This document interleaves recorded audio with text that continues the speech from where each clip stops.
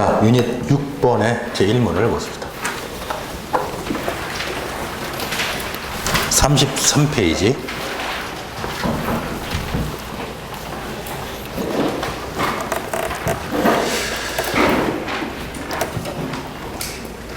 자, 요거는 조금 읽어 내려올게요. 쭉 내려오고, 쭉 내려오고, 한 둘, 넷, 여섯, 여덟, 한 9번째 줄 가면은, 자, 사무실로 이용할 목적으로 되겠죠? 거기부터 봅시다. 한 9번째 줄 가면 사무실로 이용할 목적으로 A 광역시 시청사의 건물 일부에 대해서 매년 소액의 사용료를 지불하고 허가를 받아서 현재까지 점유 사용 요거까지 한번 체크하시고, 자, 여기까지 체크하고 이걸 이제 묻는 문제가 1번 문제죠. 위산에서 B단체에 대한 A 광역시 종전시장평의 사용허가의 성질. 자, 일단 뭐 머릿속에 지금 떠올리기 전에 이 논의를 하려면 뒷부분에 참조점이 있으니까 한번 보십시다.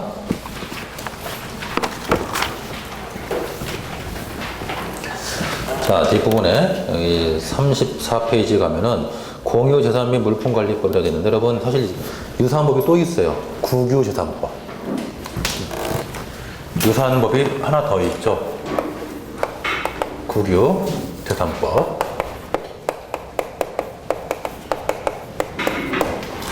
단순해요. 국가 소유의 재산은 국유재산법이, 그리고 지방자치단체 소유의 재산은 이 공유재산 및 물품관리법에서 담당하고 있어요.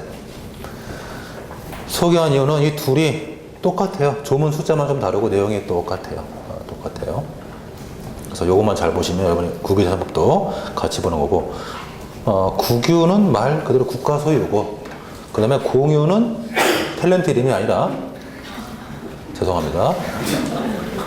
미안해요. 네. 제가 별로 죄송합니다. 예. 공유는 이제 지방자치단체 소유를 말하죠. 공유는 잘생긴 걸 모르겠는데 잘생겼죠. 그런 사람들이 참 멋있는 거죠. 잘생긴 것 같지 않은데. 그냥 얼굴 보면 별론 것 같은데 전체로 보면 진짜 멋있고 그런. 아니에요? 뭐 되게 말 실수했나요? 나 지금 오늘 칼 맞는 건가? 아, 솔직히 말해서 이렇게 얼굴 자체는 이렇게, 죄송합니다. 말 실수했나 보다. 아닌 것 같아. 멋있다니까? 멋있잖아요. 예. 얼굴 잘생긴 건 이제 장동건이나 이렇게 뭐 정우성 이런 사람들인데 이견이 없지. 잘생긴. 얼굴도 잘생기고 키도 크고 이제 멋있는 분들이고, 공유는 얼굴보다는 조금 이제, 죄송합니다. 나 시승 회복이 안 된다. 강동원. 강동원도 이렇게 잘생긴 것 같지는 않은데 멋있잖아요. 말 실수한 거죠, 나 지금. 회복이 안 되네. 뭐 개인적으로 다 좋아하는 배우들이라서. 네. 그냥 제 개인적으로는 그냥 제일 멋있는 사람이 이제 배용준 내가 뭐 좋아하는 생각하는데, 뭐 사람 자체가 밖에 안 보이니까. 네. 그래서 이제 장동건 씨는 저쪽에 베트남으로 보내면 대통령 할 것 같고, 배용준 씨는 일본 보내면 대통령, 총리 할 것 같고. 네. 넘어갑시다. 네. 뭐 하다가, 공유. 공유하다가 지금 정신을 잃었죠. 네. 정우성 씨를 한번 본 적이 있는데, 진짜, 사람이 아니더라, 진짜 어떻게 그렇게 생겼죠, 사람이. 네. 공유는 이제 사람 이름이 아니라, 지금 큰일 났다. 공유. 네, 지금 머리가 지금 이게 백지가 됐어, 어떡해. 네. 지금 걱정이 돼가지고, 오늘 테러 당하겠다. 걱정이 돼서. 네. 저 같아 일개 미개인이 지금 공유라는 분을 입에 담아서. 예. 공유재산은 일단 지방자치단체 재산을 말하죠. 그래서 일단 국유든 공유든 소유는 뭐 국가 소유는 국유고 지방자치단체는 공유인데, 일단 기본적인 그 포맷이 두 법이 다 똑같아요. 그래서 이걸로 한번 공부해 보십시다. 거기 34페이지. 자, 일단 그 5조를 보면, 공유재산은 행정재산, 보존재산, 잡종재산은 이제 최근 표현이 바뀌었죠. 표현이 일반재산으로 바뀌었죠. 바꿔놓으세요. 일반재산으로. 그래서 아예 이름 자체가 바뀌었어요. 행정재산, 보존재산, 그리고 잡종재산이 아니고 일반재산. 자, 행정재산은 다음과 같이 보겠다. 그래서 거기 행정재산부터 해가지고 보존재산까지 일단 쭉 묶어봐야 돼요. 행정재산은 공용이 있죠. 공용. 공용은 뭔가요? 공용은 말 그대로 지방자치단체 등이 직접 쓰겠다는 거죠. 공용. 2호의 공공용은 일반 대중. 공공은 일반 대중을 말하니까. 일반 시민들이 쓰기 위한 물건이죠. 뭐 도로, 하천 이런 것들이 공공용 재산이겠죠. 그래서 공용재산의 대표적인 예가 관청사. 공공용 재산의 대표적인 예가 도로나 하천이 되겠죠. 그리고 기업용 재산은 말 그대로 그냥 공용재산의 일종으로 보면 돼. 사실 넓게 보면. 그 다음에 보존재산은 문화재고, 잡종재산은 이제 지금 일반 재산이 되는 거죠. 요걸 우리가 구분해서 좀 봐야 되겠고. 그래서 이제 요거를 굳이 구분한다면, 지금, 이런 행정재산은 우리 목적에 따라서 크게 일단 공용재산, 그 다음에 공공용 재산, 그리고 보존 재산, 그리고 여기다가 공용재산 옆에다가 이제 기업용 재산을 쓰자고요. 이렇게 나누고 선 한번 긋고 그 다음에 잡종재산, 지금은 일반 재산이라고 한단 말이에요. 구표현이 이제 구표현이 이렇게 한번 써놓고 그 다음에 옆에다가 이제 학문적 의미로서의 곡물. 이 곡물은 이제 학문적 의미죠. 그러니까 행정재산은 실정법적 개념이고 재산이고. 그러니까 지금 잠깐만요. 이게 지금 국유 공유로 바꿉시다. 이렇게 더 크게 쓰기 위해서 이거 위에 바꾸세요. 네, 바꾸자고요. 좀 더 크게 가려고. 그래서 국유나 공유는 실정법적 개념이고, 그 다음에 곡물은 학문적 개념이죠. 곡물은 학문적 개념. 그래서 이제 학문적 개념의 곡물은 뭐 소유 관계에 따라서 국유, 공유로 나눠볼 수도 있고, 일단 목적에 따라서 곡물은 공용재산, 그 다음에 공용물, 그 다음에 공공용물, 그리고 보존 곡물로 나눠볼 수 있고, 그 다음에 이제 소유관계에 따라서는 뭐 국유라든가 공유 재산, 그 다음에 사유재산으로 나눠볼 수 있고, 성립에 따라서 자연곡물과 인공곡물로 이렇게 나눠볼 수 있거든요. 자, 이렇게 나눠놨는데, 자, 이건 이제 목적에 따른 부분이고, 여기는 목적에 따라서, 이쪽은 소유관계, 이쪽은 성립 과정 차이. 자, 이렇게 이제 좀 알아두세요, 이거는. 자, 그러면은, 일단, 곡물하고 국공유 중에서 공유재산, 즉, 공용물과 공용재산이 이게 같은 거죠. 즉, 공용물은 공용재산과 기업재산을 합친 걸 말하고, 공용물이 공공용물, 공짜로 빼먹었다. 이렇게 쓸 수가 많니? 자, 하나 한다. 지금, 공유 옆으로 좀 못 벗어나고 있는 것 같아요. 빨리 벗어나야지. 자, 공용물, 공공용물, 공짜 하나 더 쓰세요. 그래서 공공용물이 공공용 재산이고, 그 다음에 보존곡물이 보존재산이고. 자, 그러면은 학문적 의미로 곡물이라는 것은 공용물, 공공용물, 보존곡물 이렇게 나눠볼 수 있는데, 이게 결국 행정재산이라는 얘기예요. 그러니까 국가 소유 또는 지방자치단체의 소유 재산 중에 행정재산이 결국 뭐가 돼요? 곡물이란 말이죠. 행정재산이. 일반 재산은 곡물이 아니고, 정리하면 일단 다시 한 번만 더 합시다. 그래서 국가라든가 지방자치단체의 소유 재산 중에서 행정재산이 곡물이에요. 그 말은 일반 재산은 곡물이 아니에요. 재산이 곡물이 아니에요. 자, 이게 무슨 차이가 있느냐? 형격한 차이가 있어요. 거기 바로 6조.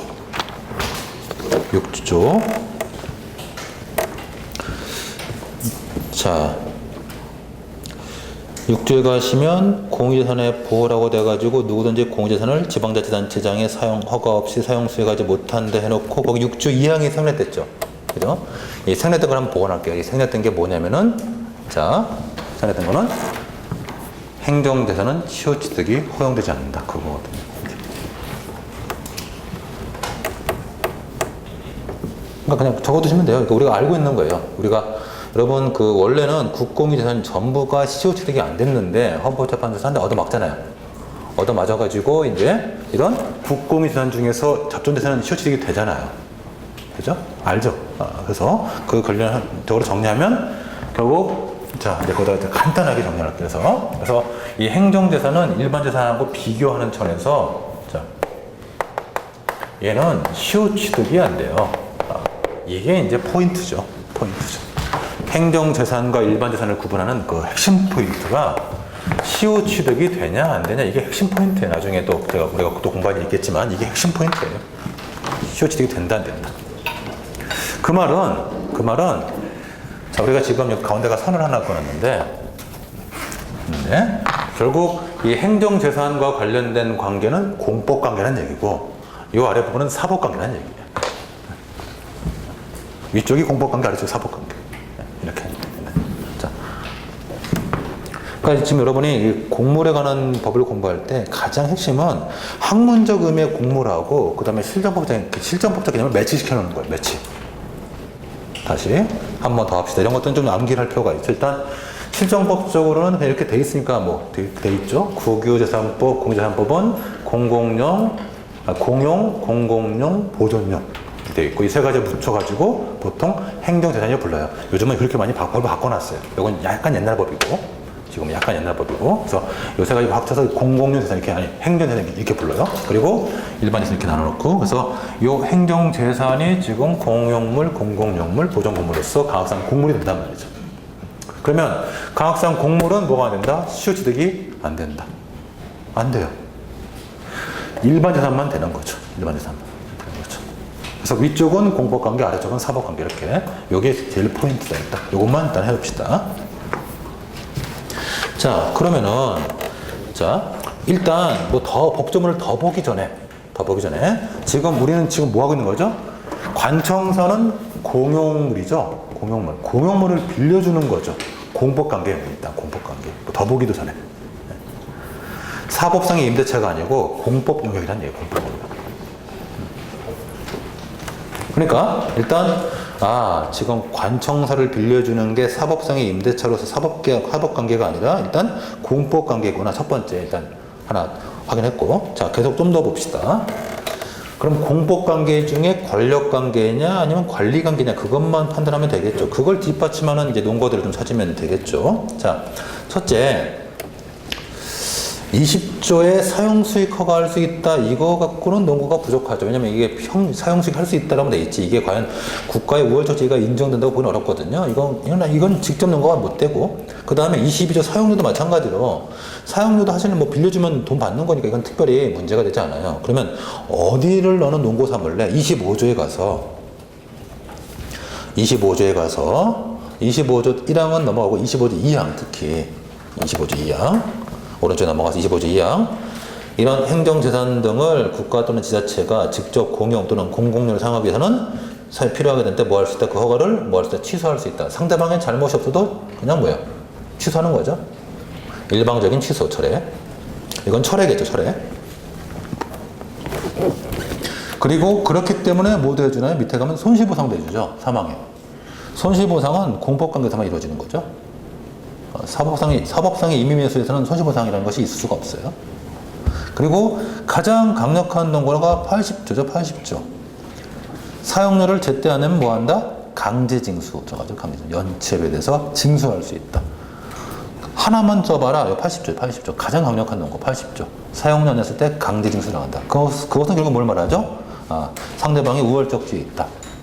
그래서 공법관계 중에 권력관계가 하는구나. 라는 것을 뒷받침하는 거죠. 그래서 이게 우리 행정법 강령에 가면 행정재산의 목적에 사용하는 얘기죠. 이로써 이미 논의 다 했어요. 그러니까 일단 제일 먼저 행정재산을 빌려줬구나. 이것은 사법상의 임대차가 아니고 공법관계다. 첫째 했고 그럼 공법관계 중에 권력관계로 와가지고 항고소송 갈 거냐 아니면 관리관계로 가서 당사자로 갈 거냐 요 논의를 해야 되는데 지금 몇 가지 조문 찾았죠. 대표적인 게 아까 봤던 25조 2항 25조 3항 80조 조문들을 고려봤을 때 국가 또는 지방자치단체 우월적 지위가 인정되는 권력관계구나 행정처분이다. 자, 그런 얘기에서 그게 1번 얘기네요. 1번 얘기니까 36페이지 가서 한번 확인을 합시다. 그래서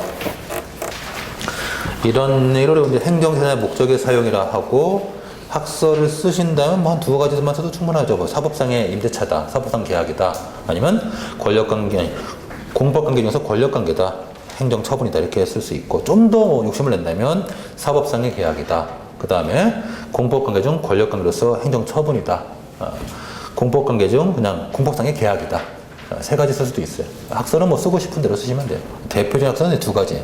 사법상 임대차다, 즉 사법상 계약설, 행정처분설. 판례가 행정처분설을 취했고 그 논거는 제가 아까 찾아드렸죠. 그죠? 다른 게 아니라 25조 2항, 25조 3항, 80조 이런 것들이 이제 가장 강력한 논거고, 뭐 그 밖에 도와줄 수 있는 게 사용수익 허가 관련된 20조라든가 그 다음에 22조 사용 이런 것들도 사실 보조할 수 있는 논거는 되죠. 외우지 마시고 문제 나왔을 때 법조문이 뭐가 나올지 모르잖아요. 나오면 찾아서 쓰면 돼요. 이렇게 내가 지금 뭘 찾아야 될까? 일방적인 취소 처리에 관한 근거 좀 찾고, 그 다음에 사용료 같은 거를 미납했을 때 이때 강제 징수할 수 있다, 이런 것들 찾아가지고 그런 것들을 답안에 논거로 쓰시면 된단 말이죠. 찾아가지고 어차피 법조문 다 줄 테니까 이런 것들은 암기하라고 안 해요. 법조문 다 준단 말이죠. 그래서 내가 무슨 조문을 찾을 것만 미리 연습해가지고 그것만 조문 숫자 다를 수 있으니까 그것만 찾아내면 되죠. 자, 앞으로 다시 돌아오세요. 33페이지.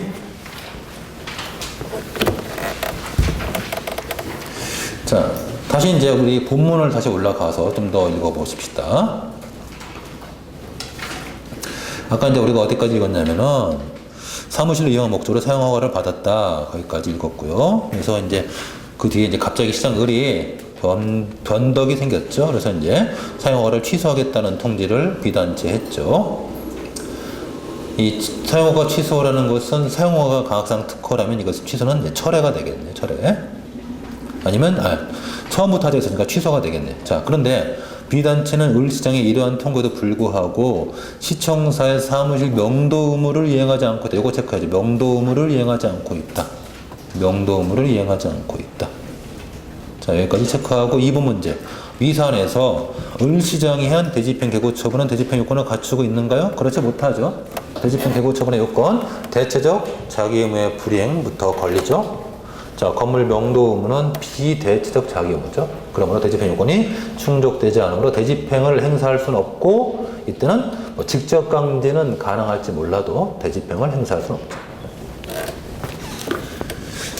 뭐 대표적인 게 건물 명도 의무라든가 뭐 인도 의무라든가 뭐 그 밖에 퇴거 의무 이런 것들은 전형적인 비대체적 자기 의무죠.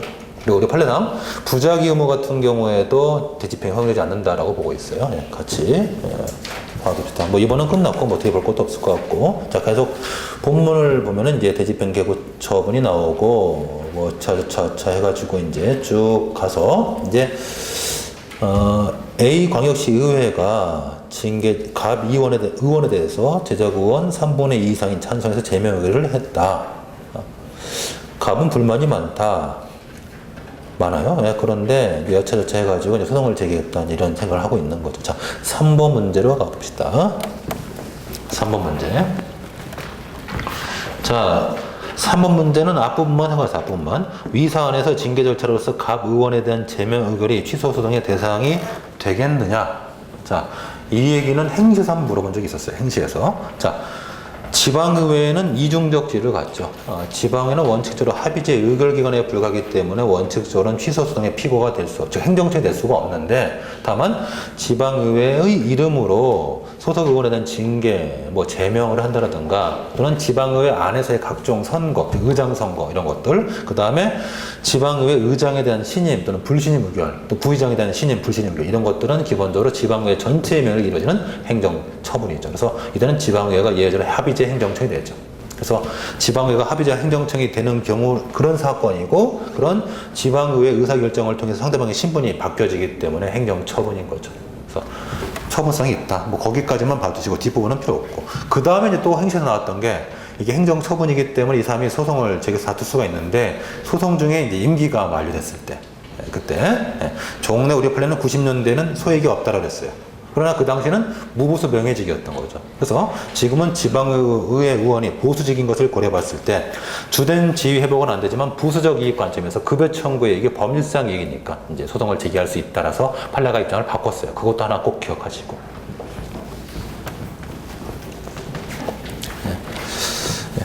여기까지는 행시에서 물어봤던 거죠. 3번은 그 앞부분만 보시고 뒷부분은 넘어가시고 앞부분만 기억하시면 되겠고요. 자, 그 다음에 4번이 뭔가 보십시다. 위사안에서 시장을은 당초 비단체에 대한 사용허가 취소를 다시 취소할 수 있겠는가? 이게 그 유명한 취소의 취소. 그죠? 취소의 취소. 그래서 취소의 취소 또는 철의 취소로 나올 수도 있어요.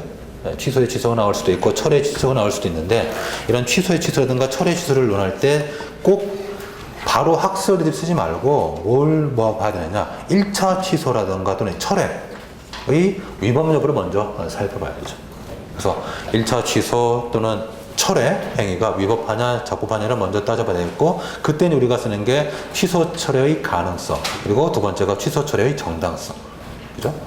일단 법적 근거가 없어도 취소 처리가 가능하냐 우리 판례가 가능하다라는 쪽으로 논쟁하고 있죠. 그래서 일단 법적 근거 여부에 관한 얘기를 쓰시고 그 다음에 법적 근거 없어도 취소 처리가 가능하다라는 판례 입장을 지지하신다면 두 번째가 취소 처리의 정당성.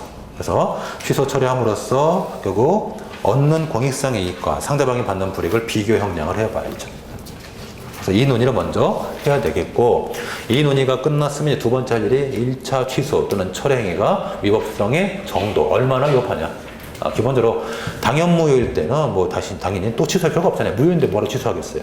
그러니까 1차 취소 행위 또는 철회 행위가 위법성의 정도가 취소 사유일 때 이거를 또 취소하러 가는 거죠. 그래서 일단 이 두 가지 논의가 먼저 선행적으로 해결이 돼야지만 이제 그 다음에 마음 편하게 취소 1차 취소의 취소 또는 철회의 취소에 관한 학설 얘기를 쓰시면 되죠. 자, 36페이지를 한번 보세요. 그래서 오른쪽에 제가 그런 얘기를 써놨죠. 거기 일단 취소의 취소에 관한 얘기로서 보니까 취소의 취소에 관한 얘기로서 1차 취소가 위법하냐. 그래서 일단 방가로 1번의 얘기가 일단 법적 근거 요구 그래서 법적 근거 필요하냐 필요 없냐 우리 판례는 필요 없다라고 하고 있죠. 자, 그래서 이제 그 얘기를 했고 그다음에 이제 직권 취소 위법성 이것은 이제 철회 취소의 정당성에 관한 얘기고요. 그 다음에 3번에 가서 위법성 정도는 이것은 얼마나 위법하냐, 당연무효냐, 취소사유냐 이것을 한 얘기죠. 그래서 기본적으로 취소사유다라고까지 얘기가 나와야지 이제 그 취소에 관한 학설 얘기를 우리가 편안하게 쓸 수 있게 되죠. 판례는 어떤가요? 판례는 절충적 입장이죠. 그래서 우리 판례는 침익적 처분의 취소의 취소는 상대방에게 불리하니까 허용하지 않으나 수익적 처분의 취소의 경우는 이해관계인이 개입되어 있는 경우를 제외하고는 허용하고 있죠. 그래서 수익적 처분의 취소 원칙적으로 허용하되 이해관계인이 개입되어 있으면 허용하지 않고 있어요. 이런 판례 입장인 절충적 입장으로 설명해 볼 수 있을 거고 뭐 거기까지 보고 넘어갑시다. 37페이지 했었고 39페이지로 가죠.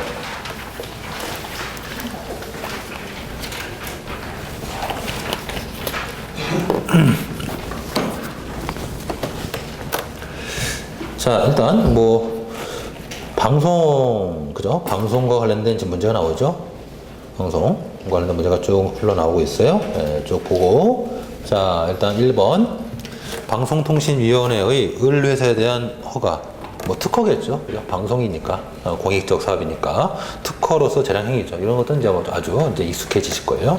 특허로서 재량행위다. 그래서 허가의 특허의 구분에 대해서 뭐 언급한 다음에 허가란 것은 자연적 저의 회복이고 특허란 것은 특정한 법적지의 설정이고 그래서 우리 판례는 이제 보통 허가할 때는 뭐 금지의 해제 또는 경찰 금지 해제 이런 표현을 많이 쓰고요. 특허의 경우는 설권적 처분 이런 표현을 많이 쓰고 있죠. 허가의 경우에는 허가권자가 들었던 이건 보통 반사적 이유로 많이 해석을 하고 특허권자가 들었던 이건 법률상 이유로 해석하는 것은 허가 시장은 보통 자유경쟁 시장이고 특허 시장은 독과점 시장이기 때문이죠. 특허로 볼 때는 보통 기속행위로 많이 해석을 하죠. 왜냐면 자연적 재해 회복이니까. 그래서 무조건 금지 해제 차원에서 회복을 해줘야 되니까. 그러나 허가의 경우는 공익을 고려해서 허가를 해줄지 말지를 고려하게 하는 그리고 재량행위로 본단 말이죠. 그 정도가 이제 우리가 언급하면서 나갈 수 있는 얘기들이고 그래서 설문의 경우는 공익적 사업으로서 특허로 봐야 되겠다. 재량으로 보면 되겠다는 얘기예요. 뭐 그 정도는 많이 연습하시면 이제 금방금방 쓸 수 있는 테마들이에요. 자, 그 다음에 2번 갑의사가 의뢰사에 대한 사과 처분에 대해서 취소를 권한 소송을 제기했을 때 갑의사에게 원고적이 인정할 수 있겠는가? 뭐 둘 중 하나죠. 회사니까. 경업자 아니면 경원자죠. 그렇죠. 경업자 아니면 경원자고. 자, 그 다음에 둘째, 지금 이렇게 처분의 상대방이 아닌 제3자가 소송을 제기하니까 원고적 기억에 관한 얘기를 우리가 이제 12조를 바탕으로 해서 언급을 하시면 되겠고. 자, 경업자인지 경원자인지 그것만 보십시다. 5번째 줄. 한 개의 종합 유선 방송 사업을 허가하겠다. 밑에 내려오니까 8번째 줄. 세 회사가 신청한다. 뭐가 나네요. 경원자 관계죠. 그죠? 빵 하나인데 여러 사람이 신청하고 경원자 관계죠. 경원자. 그래서 경원자의 원고적 개헌한 문제고, 경원자의 원고적 개헌한 얘기를 쓸 때는 여러분이 뭐 복잡하게 쓸 건 전혀 없죠. 경원자 관계라는 것이 확인됐으면 서로 상호 배타적 관계다. 그죠? 키워드는 배타적 관계. 그렇죠? 우리가 뭐 좋은 표현으로 배타적 관계지만 실제로는 네가 죽어야 내가 사는 관계다 이런 건 거죠. 근데 답은 그렇게 쓸 수는 없으니까 배타적 관계 이렇게 보통 표현하죠. 배타적 관계다. 그래서 배타적 관계이기 때문에 내가 허가를 받지 못했다 할지라도 그 처분을 다툴 이익이 있다라고 판례도 인정하고 있죠. 이것은 뭐 쉬운 문제가 되겠고요. 오히려 문제를 조금 어렵게 낸다면 원고적 기록을 인정할 수 있겠는가 아니라 뭐 소재기가 적법한가 또는 소송을 제기할 수 있는가 또는 법률성이 있는가 이렇게 해서 좀 더 크게 물어봤을 때 경원자 소송에서의 소액에 관한 문제까지 같이 쓰는 문제들이 훨씬 더 사실 출제형이 더 높죠. 우리 경원자 소송에서는 소송 요건에서 소액도 아주 중요한 쟁점이 되죠. 왜냐면 소송을 제기하는 경원자가 결국 그 소송을 제기하는 이유는 상대방의 처분을 취소해서 내가 허가를 받기 위함이에요. 근데 내가 허가를 받을 가능성이 전혀 없다면 소송을 제기할 이익이 없는 거죠. 그래서 그런 소액 관점, 소송의 이익 관점도 보통 많이 물어보니까 좀 문제를 크게 물어봤을 때는 그 부분까지 생각을 해보시면 좋겠어요. 2008년 행시에는 협의 소액까지 쓰는 문제가 나온 적이 있었단 말이죠. 자, 계속 가봅시다. 3번. 위 2번 소송을 통해서 갑회사가 승소했다면 그 판결력은 을회사에게도 미치느냐. 이건 전형적인 취소 판결의 제3자 효력에 문증이죠. 우리 행정소송법 29조에 가면 취소 판결은 제3자에게 또 효력이 있다. 이 제3자가 누구냐. 소송에 참가했으면 당연히 효력을 미치는 것은 당연한 건데 소송에 참가하지 않았는데도 여기에 포함될 거냐. 우리 행정소송법 31조를 보면은 소송에 참가하지 못했다 할지도 재심을 청구할 수 있다고 한 것은 결국 소송에 참가하지 못해서도 그 판결 때문에 불이익을 받을 수 있다는 것을 이미 예정하고 있는 거죠. 따라서 그런 점을 고려해 봤을 때, 즉 31조라든가 16조 입법 취지를 고려해 봤을 때 소송에 참가하든 참가하지 않든 간에 판결의 효력을 받는다는 절대적 형성요설이 타당하다는 얘기예요. 그래서 일단 그 얘기는 29조에 관한 해석문이죠.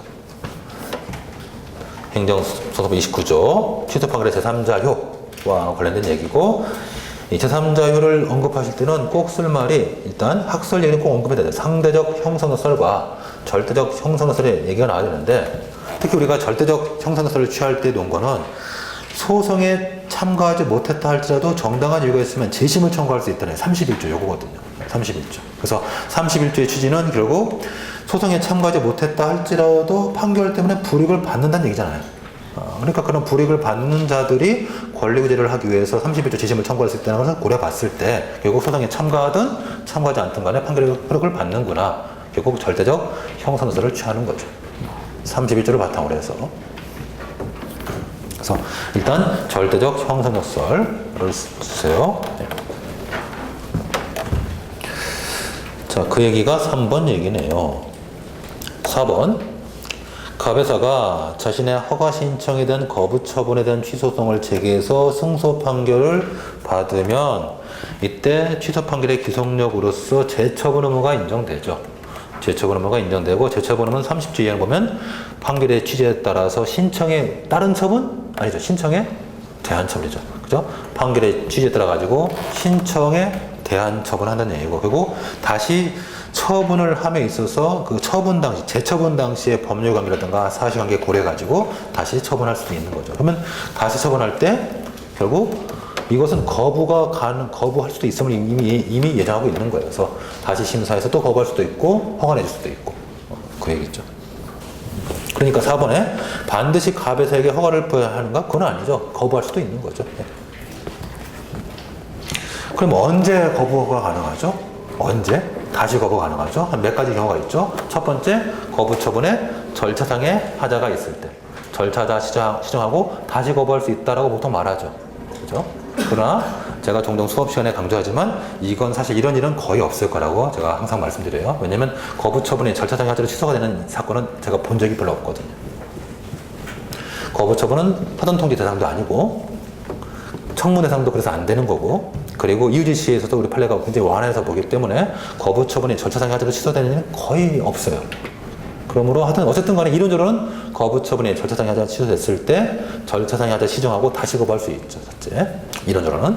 그 다음에 또 다시 거부할 수 있는 것들은 이제 어떤 경우가요? 거부 처분 이후에 법령이 개정됐을 때, 그죠? 법령이 개정돼가지고 경고 규정이 없을 때죠. 법령은 개정되고 경고 규정 없고, 그럴 때 변경된 법령이 다시 거부할 수 있죠. 자, 세 번째, 법령 개정이 없다 할지라도 상대방이 신청한 처분이 재량이라면 재량권에 일탈, 남용이 없는 적법한 결정을 해가지고 다시 거부할 수도 있는 거죠. 그래서 이런 것들이 이제 다시 거부할 수 있는 사정들이에요. 그 정도 뭐 기억하시면 답안했을 때 아주 편리하게 쓸 수 있겠고. 5번 문제나요? 네, 5번 문제. 위 회사에게 갑회사가 위 2번의 소송을 제기해서 방송통신위원회의 을회사에 대한 허가 처분의 절차상의 하자를 이유로 취소 판결을 받았을 때 을회사에게 다시 사업 허가가 발급된 가능성은 30조 3항의 제처분을 외관한 얘기죠.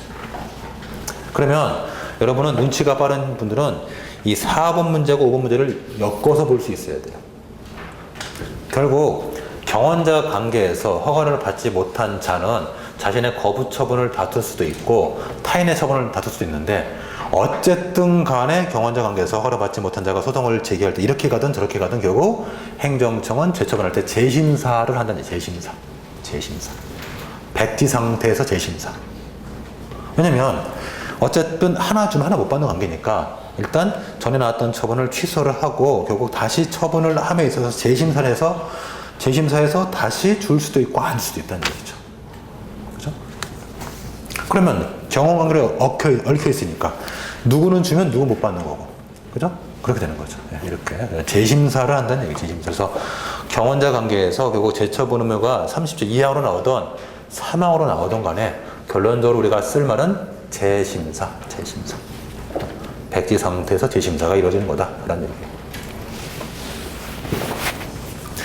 그래서 눈치가 빠르신 분들은 이 두 가지를 묶어서 전하면 이제 두 가지 묶어서 4번 거부 묶어가지고 기속력에 관한 일반적인 얘기를 쓰죠. 일단 우리 취소 판결 기속력 관한 30조에 관한 얘기를 쓰고 기속력의 범위라든가 내용을 간단하게 언급하면서 특히 이제 내용 관점에서 4번은 30조 2항, 5번은 30조 3항에 관한 얘기다. 둘 다 판결의 취지에 따라서 신청에 대한 처분하게 되어 있죠. 그러면 이런 신청에 대한 처분, 특히 경원자 관계에서는 결국 백지 상태에서 재심사를 하라라는 얘기가 되는 거예요. 자, 42페이지만 읽어볼까요? 42페이지. 그래서 저도 노마자 4번에 보시면은 취소판결 기속력 해가지고 묶어서 지금 봐버렸죠. 그죠? 그래서 기속력에 관한 얘기를 쭉 쓰면서 묶어서 그냥 아예 다 써버렸고, 5번에 가서 사안의 경우 두 가지 구분해가지고 말씀드리고 있죠. 결론적으로는 허가를 할 수도 있고 안 할 수도 있다. 이게 둘 다 똑같은 결론이죠. 이 문제제가 이런 게 좋아요. 이렇게 2항과 3항을 같이 묶어가지고 문제 내는 이런 문제들이 이제 특히 3항의 문제가 아직 시험에 안 나왔기 때문에 이렇게 비교하면서 문제 낼 확률이 굉장히 높죠. 특히 경원자 관계에서 기속력에 관한 30조 2항, 3항. 머릿속에 키워드 재심사한다. 라는 거. 백지 상태에서 재심사한다. 라는 걸 기억하시면 좋겠어요. 넘어가십시다. 47페이지 유닛 8번에 제1문을 보죠.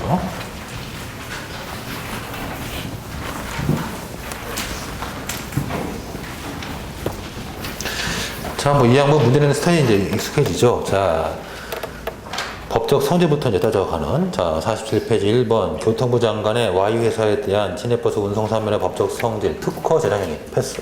이제 자, 그 다음에 자, 이제 2번에서 위 회사에서 만약 Y 회사의 신청에 대해서 교통부 장관 을이 시내버스 운송사면의 발급을 거부하고 이에 대해서 Y 회사가 취소 소송을 제기해서 승소 판결을 받았다면 반드시 Y 회사에게 면허를 발급해야 하는가? 예, 30조 2항의 제처분 의무에 관한 얘기죠. 그래서 결국 어떻게 되나요? 신청에 대한 처분을 하기 때문에 다시 허가할 수도 있고 거부할 수도 있는 거죠. 그래서 거부의 가능성은 한 3가지 정도 가능성이 아까 제가 말씀드렸고요. 넘어갑시다 했던 거니까. 자, 3번에 가서 위사안에서 X회사가 교통부 장관 을을 상대로 Y회사에 대한 면허처분의 취소성을 제기할 수 있는가? 경업자 아니면 경원자죠. 그럼 본문 잠깐만 보면 되죠. 본문에 올라가서 딱 보니까 지금 기존에 허가를 받았고, 그죠? 그리고 신규 허가 또 나가죠. 경업자 문제네. 그렇죠. 경업자 소송이다. 그러면 이제 셋 중 하나 쓰면 되겠죠. 첫 번째 뭘 봐야 될까요? 영업소 제한 규정 또는 거리 제한 규정. 없으면 두 번째 수요 공급 조절 규정. 없으면 그냥 법도 성질. 근데 자, 뒤에 떡하니 보니까 48페이지를 보시면은 48페이지 운수사업법 제6조 1항 1호 운수사업법 6조 1항 1호 수요와 공급에 적합할 것 있죠. 이런 운송사업법은 다 이런 규정을 대부분 갖고 있어요. 그래서 수송 수요와 공급에 적합할 것. 요거 쓰면 되겠네. 그래서 요 조문의 입법 취지는 단순히 어떤 교통 수요 관리만을 위한 규정이 아니라 더 나아가서 기존 어떤 운송사업자의 독점적 이익, 즉 과당 경쟁으로 인한 경영의 불합리도 방지하려는 그런 취지가 인정된다 해서 원고집결을 긍정하시면 되겠죠. 우리 판례편 그대로 쓰시면 돼요. 네. 자, 그럴 때 만약 그것이 가능하다면 3번 문제 가속 이어서 만약 그것이 가능하다면 이 경우에 X회사가 을이 발급한 Y회사에 대한 면허처분에 무슨 하자? 절차상의 하자가 있다고 해서 X회사가 승소의 확정 판결을 받았으면 을은 반드시 Y회사에게 면허 발급을 거부해야 되는가? 이건 30조 3항 또 그죠? 제3자의 행정행위에 절차상의 하자가 있어서 취소됐을 때는 역시 또 30조 3항의 제처분 의무에 관한 얘기. 그러니까 또 2문과 3문이 또 얽혀 있죠. 그죠? 30조 2문은 30조 2항의, 죄송합니다. 2문은 30조 2항의 제처분 의무고 3문은 30조 3항의 제처분 의무를 물어보고 있네요.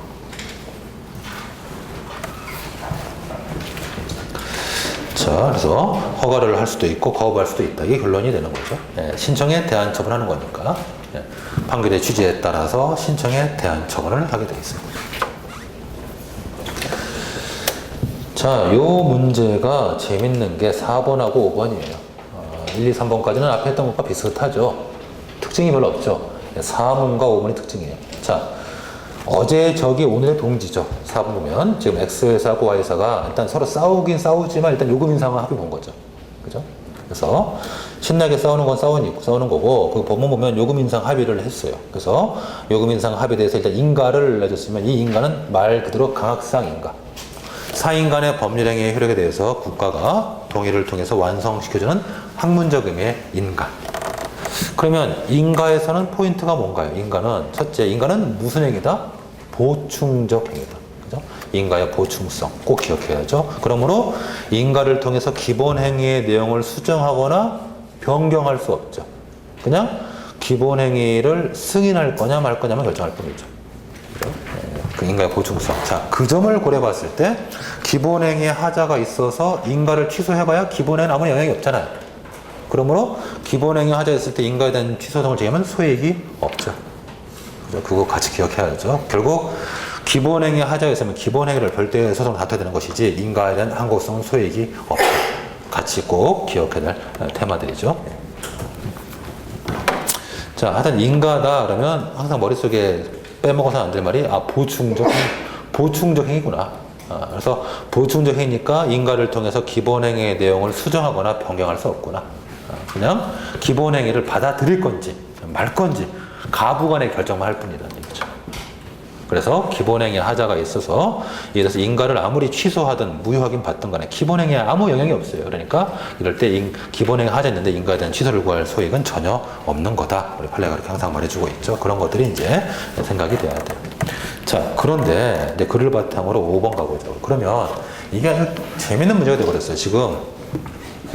자, x하고 y가 이렇게 있단 말이죠. 일단 어쨌든 한편 되어버렸죠. x하고 y가. 자, 5번 일단 읽고 합시다. 위사안에서 갑이 교통부 장관 을을 상대로 제기한 소송과 관련해서 X, Y 회사는 소송 참가를 하지 않았음을 불구하고 위 판결에 따라야 하는지 여부에 대해서 그 다음에 이 소송에서 원고 갑이 아닌 다른 X, Y 회사 이용자 병은 이전 버스 요금으로 계속 이 버스를 운영할 수 있는지를 참가해서 한번 기술해봐라. 자, 아주 재밌어요. 자, 지금 자, 놔둡시다. 자, 지금 X하고 Y는 서로 적대적 관계죠. 소송, 그죠? 적대적 관계지만, 요거를 우리가 한 팀으로 일단 묶어서, 아까 묶어서, X하고 Y가 적대적 관계지만, 한 팀을 묶어가지고, 얘들이 지금 요금 인상 인가를 받았죠. 인가를 받았으면, 자, 지금 만약에 마을버스를 이용하고 있는 정이라든가, 뭐 갑을 할까요? 갑이라든가, 뭐 을이라든가, 뭐 병이라든가, 정. 자, 주민들. 자, 주민들은 요금 인상 인가가 있으면 방사효를 받게 되죠. 방사효. 그죠? 똑같이 그 인상된 요금을 다 내고 타야 되니까. 그러면 요금 인사 인가는 얘는 이렇게 우리가 분석해 볼 수 있는 거죠. 자, 지금 X하고 Y에게는 자, 이렇게 쓸까요? 자, 얘는 X하고 Y에게는 얘는 수익적인 상대방이 특정된 특정 처분이지만 요것이 이웃 주민들 뭐 갑, 을, 병, 정들 얘네들 자, 이런 애들에게는 이것은 마치 일반 처분의 성격을 갖는 거죠. 이렇게 되는 거죠. 그렇잖아요. 요금 인상이 돼버리면, 인가 돼버리면 다 불이익을 받으니까. 그렇죠? 이렇게 되겠죠? 자, 그러면 여기서 이제 예를 들어서 뭐 가장 바깥에 있으니까 바깥으로 할까요? 예. 정의로운 정이 일어나서 얘가 만약에 저 인가에 대한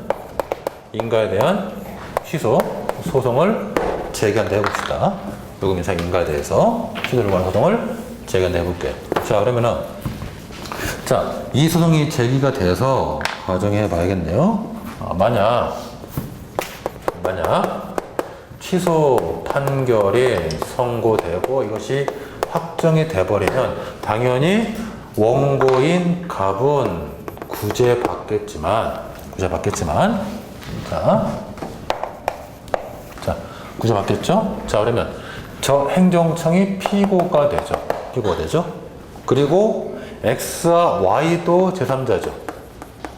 그죠? 그리고 요 갑을 병 얘네들도 제3자죠. 그런데 요 왼쪽 제3자고 오른쪽 제3자는 사실 성격이 좀 다르죠. 그죠? 왼쪽의 제3자는 인용처분 때문에 불이익을 받을 놈들이고 요거는 이익을 얻을 놈들이죠. 그렇죠? 그러면 만약에 이 왼쪽의 제3자가 소송에 참가하면 누구 쪽으로 들어가요? 피고 쪽으로 들어가야죠. 피고 보조 참가 쪽으로 가겠고 오른쪽 애들이 참가하면 원고 보조 참가 쪽으로 가겠죠. 이렇게 될 거란 말이죠. 이런 식으로 갈 거란 말이에요. 자, 그러면 자, 이렇게 취소 판결이 확정됐을 때 소송에 참가하든 참가하지 않든 간에 판결을 우리가 받는다라고 본다 했을 때 일단 기본적으로 이 왼쪽의 제3자, 즉 원고와 대립되는 이해관계를 맺는 제3자는 당연히 소송에 참가할 수 있고 효력을 받는 자가 된단 말이죠. 문제는 오른쪽 얘네들이죠. 얘네들 갑을병 얘네들이란 말이죠. 자, 얘네들은 지금 취소 판결이 확정되면 우리 이득을 얻을 자들이죠. 그죠? 그럼 가만히 앉아가지고 이득을 얻게 할 거냐? 상대적 형사노설. 아니다. 가만히 앉아있다 할지라도 이런 경우에 지금 법률관계를 따로따로 해버리면 정이 실제로 승소 판결을 받았다 할지라도 정은 인하된 요금을 받으려면 판결문을 소지하고 다녀야 된다. 말도 안 되죠. 그래서 그런 방사효가 있는 경우는 이 불이익을 다 제거해버리면 다 같이 불이익이 제거되는 것이니까 결국 효력을 같이 누린다. 절대적 형사노설. 네, 후자의 입장을 취한단 말이에요. 좀 더 정돈해 봅시다. 자, 이런 문제가 아주 굉장히 재밌는 문제죠. 지금 제3자가 양쪽에 두 쪽에 튀어나왔어요. 양쪽에 두 쪽에 튀어나와가지고 여러분 보시기 왼쪽 제3자는 원과 대립되는 이해관계, 오른쪽의 제3자는 원과 같은 이해관계 되고, 그래서 보통 원과 대립되는 이해관계를 맺는 자의 경우에는 판결의 효력이 미친다라는 것에 대해서 이견이 없단 말이죠, 거의. 왜냐면 아까 우리가 본 것처럼 원과 대립되는 이해관계를 맺는 자는 자, 소송에 참가하지 못했다 할지라도 재심을 청구해서 구제받을 수 있게 되기 때문에, 그렇기 때문에 당연히 결국 소송에 참가하든 참가하지 않든 간에 판결이 미친다. 이거는 거의 이견이 없단 말이에요. 항상 문제는 어떤 놈들? 원과 공통되는 이해관계를 갖는 애들. 얘네들이 문제란 말이죠. 그래서 얘네들도 판결을 받을 거냐 문제가 되지만, 이렇게 이런 일반 처분의 효력을 갖는 경우에 있어서 이 결국 불이익을 제거한다는 얘기는, 요금 인사를 취소한다는 얘기는 그 취소 효과가 모든 제3자에게 다 미치는 거죠. 다 구제받는 걸로 봐야 되죠. 그래서 결국 절대적 형사소설 입장에서 다 구제받는 거다라는 얘기예요. 이런 얘기들이 사실 교과서에 많이 설명이 안 돼 있고, 이 책에서 아주 특징적으로 문제가 소개되어 있기 때문에, 자, 요거를 한번 오른쪽에다가, 아니 449페이지 가면 잘 설명해 놨으니까 한번 보도록 하십시다. 우리 교과서는 이제 보통 교과서는 일반적인 사례집은 이렇게 원과 대립되는 이해관계 요것만 물어봤고, 행시한다. 사시에도 2012년인가에 이것만 물어봤었거든요. 근데 이렇게 종합적으로 물어본 일은 아직 없기 때문에 이걸 조금 봐야 돼요. 네. 자, 49페이지 도마자 5번 소송 참가제 또 그리고 제3자효 해서 일단 취소 판결 제3자효가 언급이 돼야 되겠죠.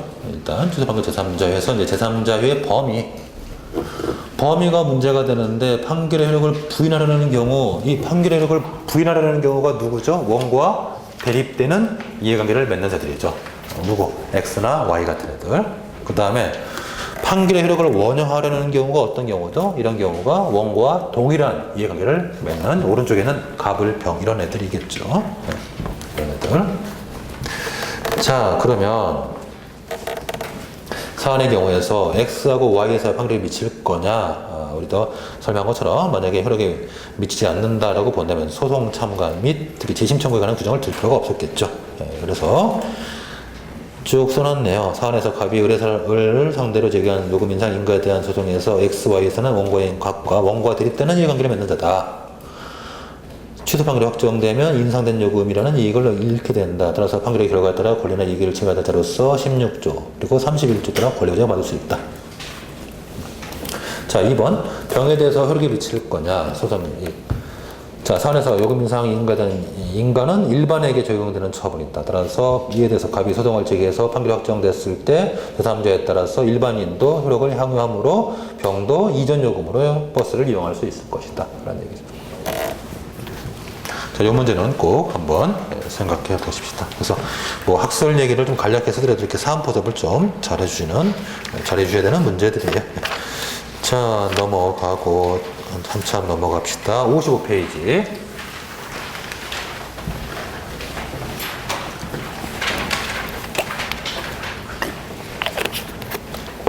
자, 유닛 9번의 제1문. 자, 이건 혹시 밑에 문제부터 한번 보면 건축허가의 법적 성질. 건축허가는 셋 중 하나예요. 일반적인 건축허가가 있고 인허가 의제가 되는 경우가 있고, 그 다음에 더 나가서 위락시설, 슈퍼시설의 경우가 있어요. 셋 중 어디에 해당하는지 한번 보십시다. 좀 이따가. 자, 그 다음에 두 번째, 갑이 X시장을 상대로 부작위 위법 확인소송을 제기했을 때 인용이 되려면 소재기가 적법하고 그 다음에 원고의 주장의 이유가 있어야 되죠. 그래서 일단 그런 관점에서 보는데, 다만 이게 우리가 심리의 범에 대해서 절차적 심사를 취해버리면 소재기가 적법하면 바로 인용이 돼버려요. 그래서 이제 그런 심리의 범에 관한 얘기가 아주 중요한 핵심 포인트가 되죠. 3번 부작위 위법 확인 소송 중에 갑의 신청에 대해서 반려 처분이 나오게 된다면 부작위 위법성을 확인할 이익이 없죠. 확인의 이익이 없어지니까 각하 판결을 해야 되는 게 원칙이나, 다만 소변경을 할 수 있는지를 한번 생각해 보면 되겠죠. 자, 4번. 자, 거부 처분이 나왔다고 했을 때, 이제 4번. 위사례에서 새로운 건축의 신축이 아니라 기존에 완성된 건물에 투정기 사업 허가를 받아서 영업을 하다가 3년이 다 돌아오자 3년의 기간 만료를 이유로 투정 영업 허가 재연장 신청했는데 이게 거부당했을 때 집행정지가 허용되겠느냐. 거부처분에 대한 효과적인 가구제 수단은 임시처분인데 문제는 우리 행정소송법에 임시처분제도가 없어요. 그래서 집행정지를 통해서 권리유지가 가능한지를 살펴봐야 돼요. 자, 그러면 본문 한번 보도록 합시다. 자, 본문을 보면 이제 갑은 되어 있고, 갑은 두 번째 줄, 투전기 사업을 목적으로, 이거만 봐도 투전기 사업은 위락시설이죠. 위락시설. 위락시설을 목적으로 건축허가를 신청하는 거죠. 그럼 설문의 건축허가는 건축법 11조 사항에 따라서 재량행위죠. 그죠? 강학상 허가로서 재량행위죠. 건축법 11조 사항 다음 페이지 있잖아요. 허가권자는 위락시설, 숙박시설에 해당하는 건축물의 건축의 경우에는 허가를 하지 아니할 수도 있다. 전형적인 재량 규정이죠. 그래서 설문의 건축허가는 강학상 허가지만 재량행위다. 됐네요. 그 다음에 2번에 가서 이제 부작위 위법 확인 소송을 제기했을 때 인용 가능성. 자, 부작위 위법 확인 소송이 인용되기 위해서는 일단 소재기가 적법을 해야 돼. 일단 거기 부분을 강조해서 살펴봐야 되겠고, 소재기 적법성을 살펴볼 때 첫 번째 대상적격, 부작위죠. 그래서 당사자의 신청에 대해서 일정한 상당 기간이 경과하도록 일정한 처분할 법적 의무가 있는 자가 처분을 하지 않으면 부작위가 성립하는 거죠. 그렇죠? 당사자의 신청이 있었고 일정 기간이 경과했고요. 지금 그 다음에 뭐 가부간에 응답을 하는 의무가 있음에도 불구하고 그걸 하지 않았으니까 결론적으로 행정소송 보상 부작위가 성립하죠. 그 다음에 두 번째, 원고 적격에 관한 논의를 할 때는 이제 두 가지 학사 대립이 있죠. 처분을 신청한 자면 족하다, 아니다, 법률 원고 적격으로 두 번째 신청권이 필요하다, 이런 두 대립이 있어요. 그런데 신청권에 관한 문제를 부작위의 성립 단계에서 보고 싶은 분들은 원고 적격 가서는 그냥 처분을 신청했던 자가 소송을 제기하면 된다, 이렇게 쓰면 되겠고, 저처럼 신청권에 관한 문제를 원고 적격 문제, 특히 부작위에서 원고 적격 문제로 보려는 분들은 뒤쪽 가서 처분을 신청했던 자로서 그 자에게 신청권이 필요하다, 검토하면 되죠. 자, 그 다음에 그래서 이제 이런 것들이 바탕되고, 그 다음에 이제 특별한 경우가 아니면 부작위 같은 경우는 부작위 상태에서 지금처럼 바로 소송을 제기할 때는 제소기한 제한이 없죠. 우리 판례가. 그렇죠? 우리 판례는 부작위 상태에서 바로 부작위 위법 확인 소송을 제기할 때는 제소기한 제한이 없다. 다만 전심 절차로서 음행 심판 등을 거쳐왔을 때는 재결서 정보를 송달을 받은다도 90일 이렇게 보고 있죠. 제소 기간은 뭐 설문 같은 경우는 쟁점이 안 될 수 있지만 만약에 전심 절차를 거쳐왔다 그런 표현이 있으면 문제가 될 수도 있어요. 자, 그 다음에 일단 본안에 관련해서 우리가 볼 것은 심리의 범위. 만약에 우리가 실체적 심사를 취하면은 설문에 갑이 신청을 하니까 기소이냐 재량이냐도 판단하고 허가 여건 갖추었냐 갖추지 않았냐 판단해가지고 법원이 적정한 처분의 방향까지 결정해 줘야 돼요.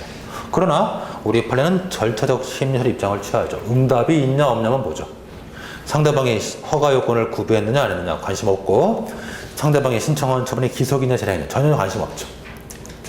그래서 응답이 없으면 인용, 있으면 각하라는 거죠. 기각이 아니고 각하예요, 각하. 그래서 소송 중에 응답이 있으면 각하, 소재기 전에 응답이 있어도 각하, 소송이 끝날 때까지 응답이 없으면 인용, 이렇게 되는 거죠. 결국 우리 판례에 따르면 부작위 위법 확인 소송은 기각 판결이 나오는 경우가 없단 말이죠. 소재기 전에 응답이 있었으면 부작위 상태가 아니므로 대상적 한글로 각하, 소송 중에 응답이 있으면 부작위 상태가 해소가 됐기 때문에 소의 큰 결로 각하, 소송이 끝날 때까지 응답이 없으면 그때 인용, 기각되는 사건이 없죠. 전부 다 각하 아니면 인용이에요. 그래서 이게 절차적 심리설, 소송 요건만 통과되면 바로 인용된다는 취지의 절차적 심리설이죠.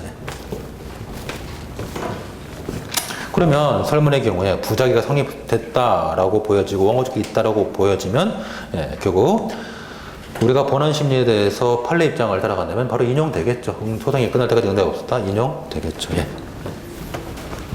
참고로 부작위 위법 확인 소송의 위법성 판단 시점은 판결 시, 사실심 변론 중개 시. 자, 그 다음에 3번 문제는 간단하게 보세요. 이게 지금 이 사람이 지금 부작위 상태에 대해서 소송을 제기했는데 소송 중에 반려처분 나왔다, 부작위 상태가 해소가 되니까 소송이 이익 큰 결로 각하를 법원이 해야 된단 말이죠. 그럴 때 각하 판결 받기 전에 거부처분 취소 소송으로 소변경 신청하면 법원이 이를 허용하죠. 허용하는데 이 허용할 때 논거는 어떤 걸 쓸 거냐? 첫 번째 우리가 쓸만한 논거는 일단 행정소송법 21조가 준용되는 37조에 따라서 가능하다. 요 얘기를 쓸 수도 있고 요것도 가능하고 요것도 가능하다는 얘기고 또 하나 쓸 수 있는 논거는 이런 것들을 말하죠. 21조가 준용되는 37조는 소송의 종류의 변경을 하는 얘기인데 이것은 원고가 소송료를 잘못 선택했을 때만 적용된다고 해석한다면 그걸로 하지 말고 민사소송법상 소변경, 민사소송법상의 소변경 제도를 활용해서 민사소송법 262조 청구의 변경 제도가 있죠. 그거를 행정소송법 8조 2항을 활용해서 도입해서 그걸 통해서 하자. 이런 얘기도 가능하고. 어쨌든 둘 중 하나로 쓰면 된다는 얘기죠. 된다라고 할 거라면. 예.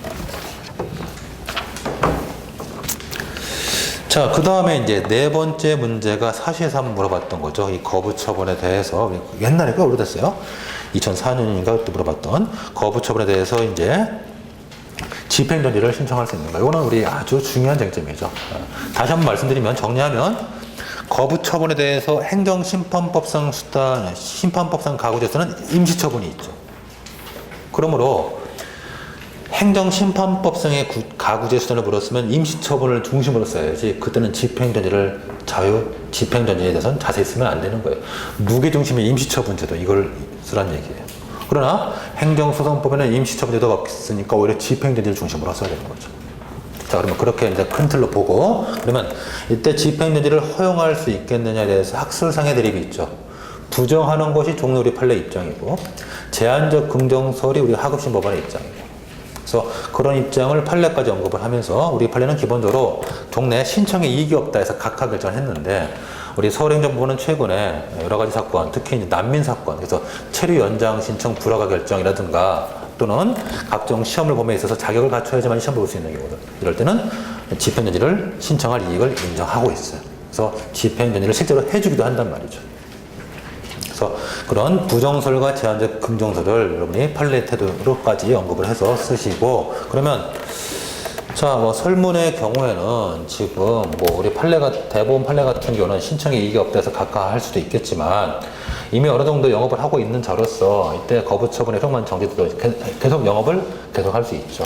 그런 과정에서 신청에 이익이 있다라고 해석할 수도 있고 그런 신청에 이익이 있다면 결국 집행정지의 나머지 요건을 같이 검토해가지고 인용될 수도 있고 기각될 수도 있는 거죠. 자, 57페이지는 그렇게 이제 풀어놨으니까 보시고요. 그 다음에 좀 쉬었다 하십시다.